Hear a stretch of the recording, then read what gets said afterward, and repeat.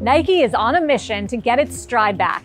It's the world's largest sportswear company, and in the past few years, it's faced serious challenges. Last year, the company experienced its worst trading day in history, wiping out $28 billion of market cap in one day. Nike CEO John Donahoe is going to be leaving the company. It has just been announced that by the board and John Donahoe, a mutual decision to retire effective October 13th. Nike is going to name here a brand new CEO, Elliott Hill. You don't need an introduction to Nike. That swoosh is everywhere. On courts, on streets, and on people who don't even play sports. For decades, it wasn't just a brand, it was the answer. The safe choice. The one you picked without even thinking. Hell yeah, it was basically autopilot. And then something changed. Not overnight. Not dramatically. Just enough to feel off. Sales started slowing. The hype wasn't hitting the same. Competitors got louder, sharper, and honestly, more interesting. Like suddenly everyone else showed up with something to prove. Not because they forgot how to make shoes, but because they forgot where the game was actually being played.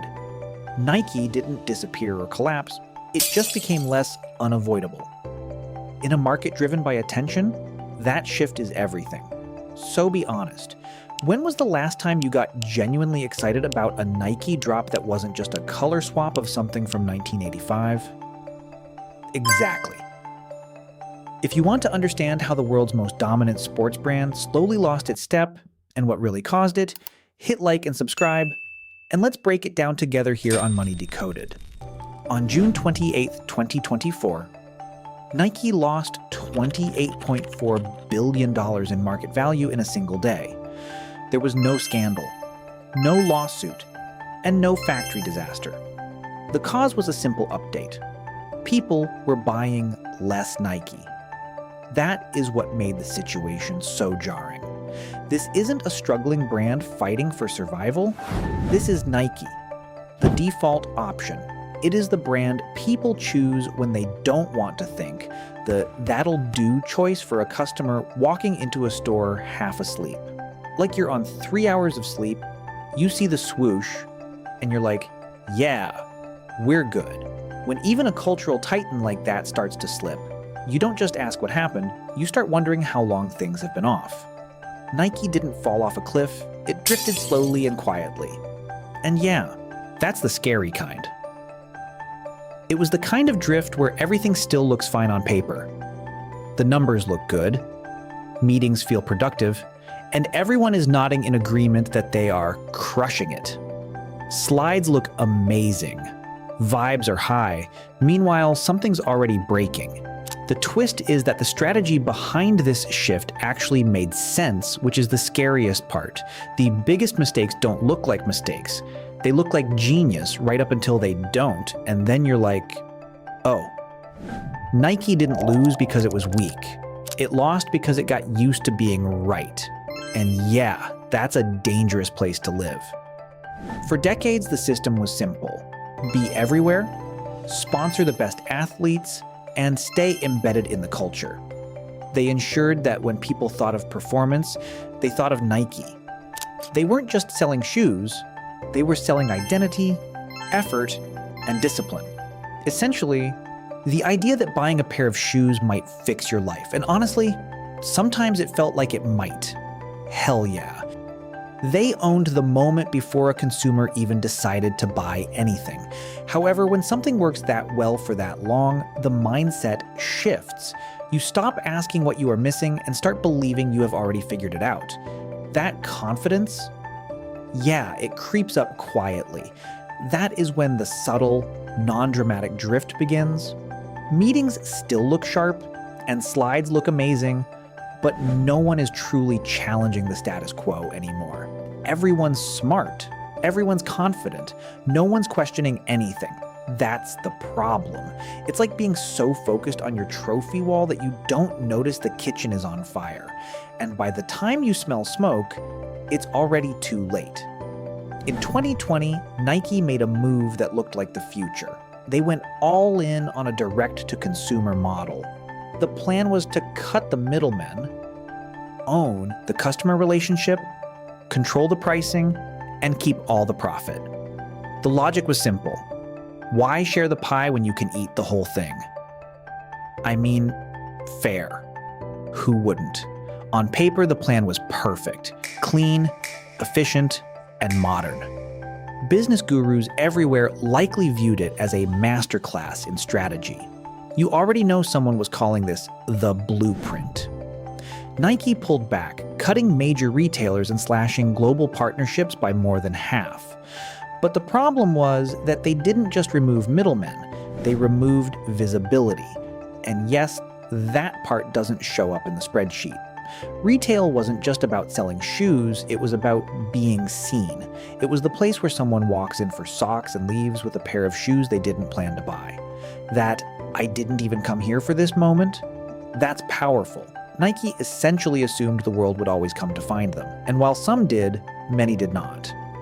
Turns out, people don't chase you forever. That is the kind of consequence no spreadsheet ever warns you about. Look, a retail shelf doesn't look like strategy. It's just shoes on a rack with price tags. Nothing special. But that shelf is a discovery engine. It's where someone walks by, sees something unexpected, and thinks, wait, those are kind of fire.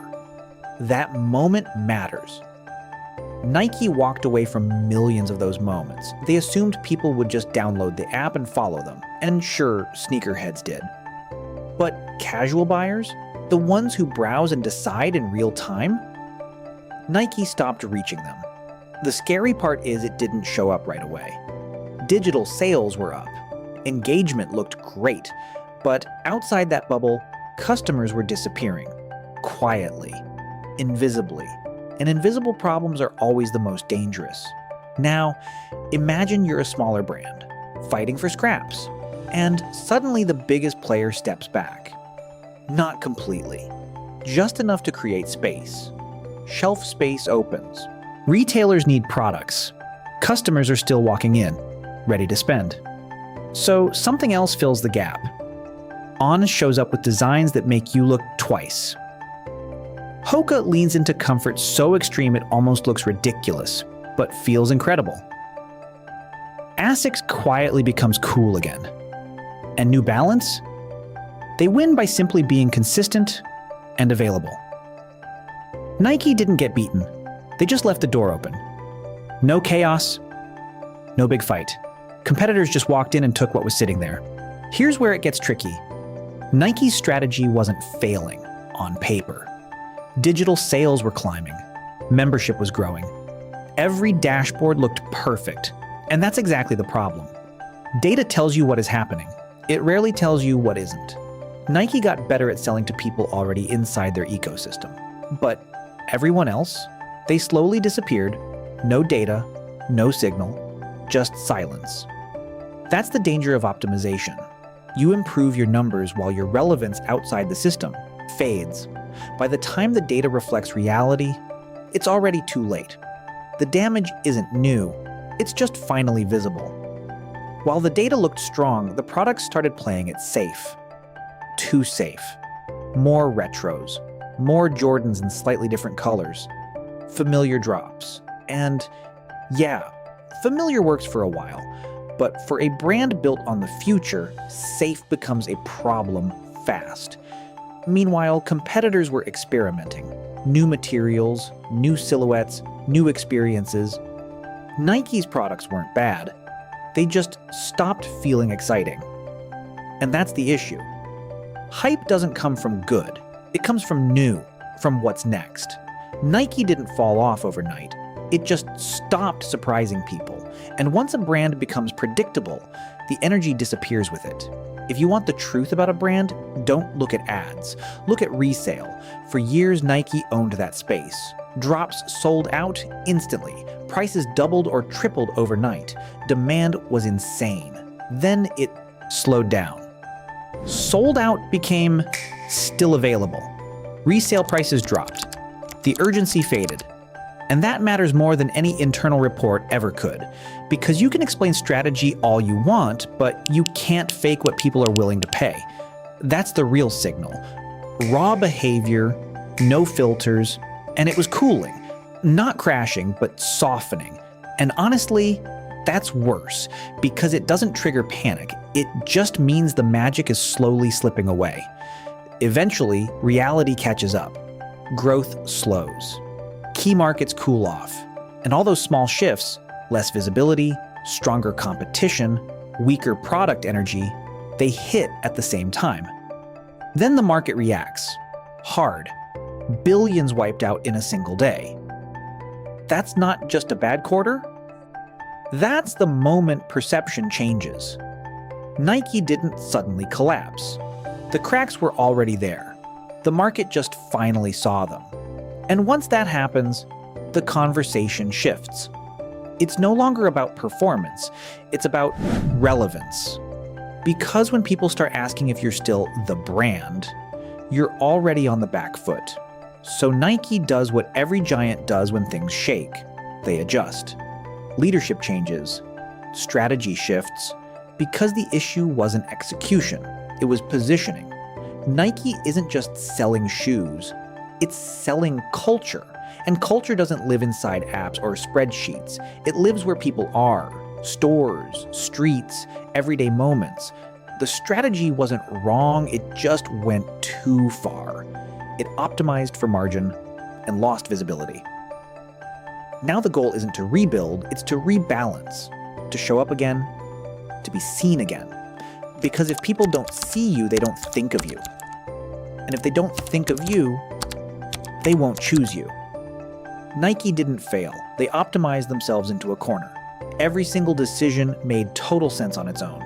Go direct, smart, better margins, great. Control the brand, logical. But when you put them all together, you get a gap. Less visibility, less discovery, less magic. Nike got better at talking to their friends and forgot how to talk to strangers. They trusted the data, but forgot that data has a massive blind spot for human emotion. They underestimated the power of just showing up. Sometimes the smartest strategy isn't the one that saves you the most money. It's the one that keeps you in the conversation. Because in this game, being slightly less present doesn't make you second place. It makes you forgettable. Nike built an empire by being everywhere at once. And then, slowly, they decided to be somewhere specific. Not gone, just less. Less visible, less dominant, less automatic. In a world that runs on attention, less is a dangerous word. Nike didn't get knocked out by a rival, they took a step back, and the world simply filled the space they left behind. No explosion, no cinematic collapse, just a quiet shift. The kind that happens so slowly you almost miss it. Until one day you look at your feet and realize you're wearing something else. That's the real story. It's not about failure, it's about drift.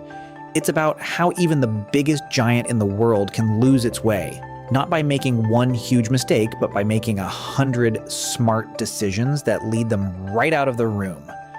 So be real with me for a second. Is Nike still that brand? Or are you just used to seeing it everywhere? Drop your thoughts in the comments now. Because if you have to think about it, you already know the answer. Thanks for watching. If you're actually into understanding things on this level, not just watching, but getting it, then you're already part of this. So go ahead. Hit subscribe. I'll see you in the next one. Thanks for watching. If you actually enjoy being part of this decoding circle, you already know what to do. Hit subscribe. I'll see you in the next one.